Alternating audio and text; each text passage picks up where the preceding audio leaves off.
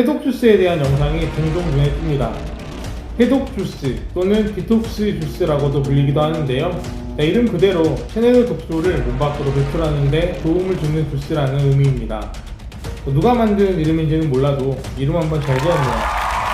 그런데 독소 배출을 돕는다는 해독 주스를 마시면 정말로 체외로 독소 배출이 원활해질까요?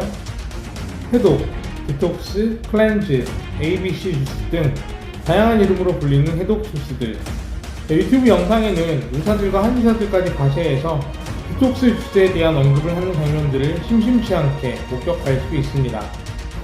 과연 해독 주스들이 영상에서 주장하는 효능처럼 뱃살을 빼주고 독소를 배출시켜줘서 체내 환경을 정화시키는 데 도움이 될까요? 오늘은 해독 주스를 맹신하면 안 되는 이유에 대해 알아보고 건강하게 해독 주스를 마시는 방법에 대해 자세히 살펴보도록 하겠습니다.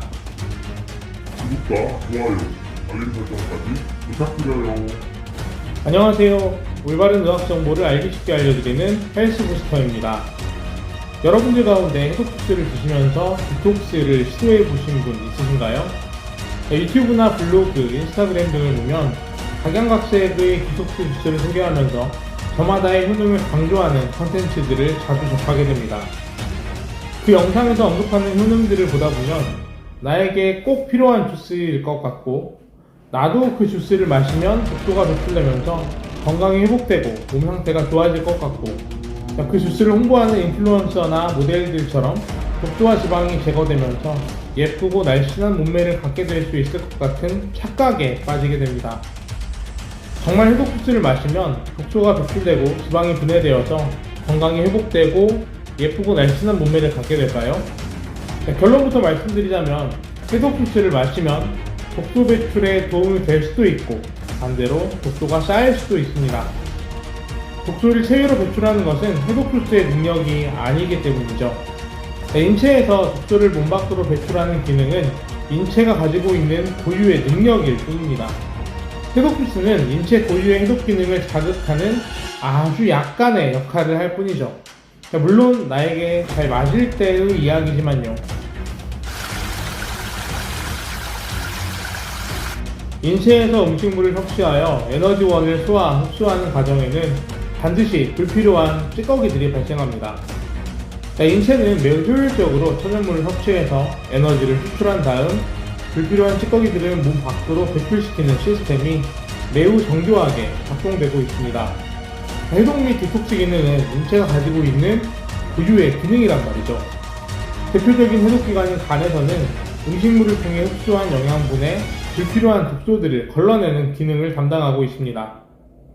대사 과정에서 생겨난 요산과 젖산은 소변과 땀으로 배출되고, 세포가 산소를 사용하고 만들어지는 이산화탄소는 호흡으로 배출되고, 압축된 찌꺼기들은 최종적으로 대변으로 배출됩니다. 간, 신장, 대장, 폐, 소장, 방광 등은 인체의 이런 모든 내장기들은 독소 배출에 직간접적으로 관여하고 있습니다. 그래서 옛말에 잘 먹고 잘 자고 잘 싸면 건강하다고 했죠. 정상적인 상황의 인체라면 불필요한 독소는 매우 효과적으로 체외로 배출됩니다. 우리가 아무런 신경을 쓰지 않아도 우리 몸은 불필요한 찌꺼기들을 알아서 해독하고 있다는 이야기죠. 물론 다시 한번 강조하자면 정상적인 상황의 인체라면 말입니다.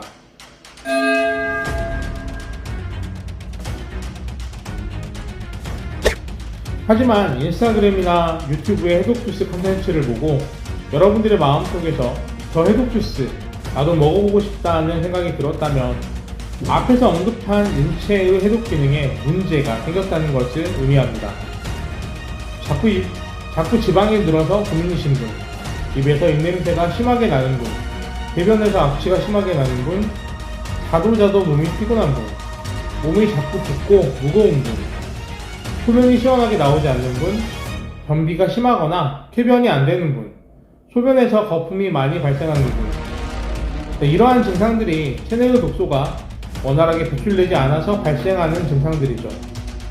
체내에 독소가 쌓이는 상태가 만들어졌다는 것은 다시 말하면 앞에서 언급한 인체 내장기들의 정상적인 기능에 문제가 발생했다는 것을 의미합니다.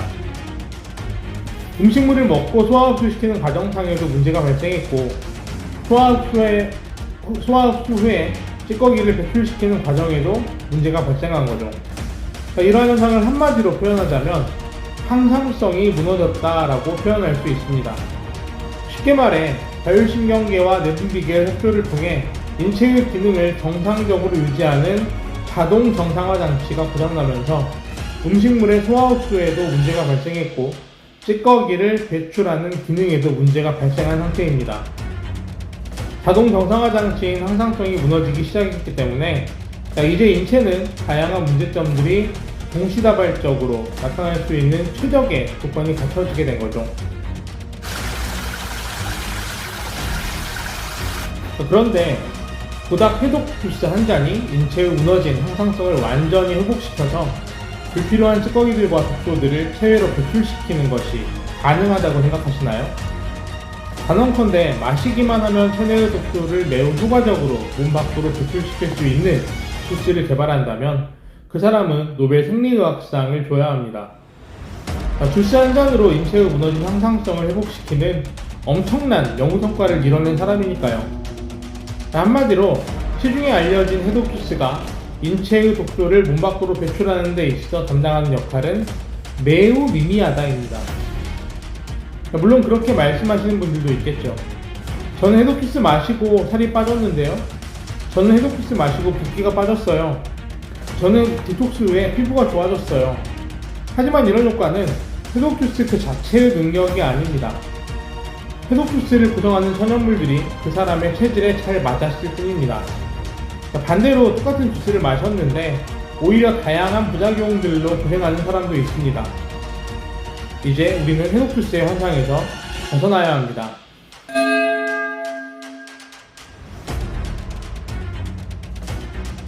그렇다면 해독 주스는 어떻게 마시는 것이 좋을까요?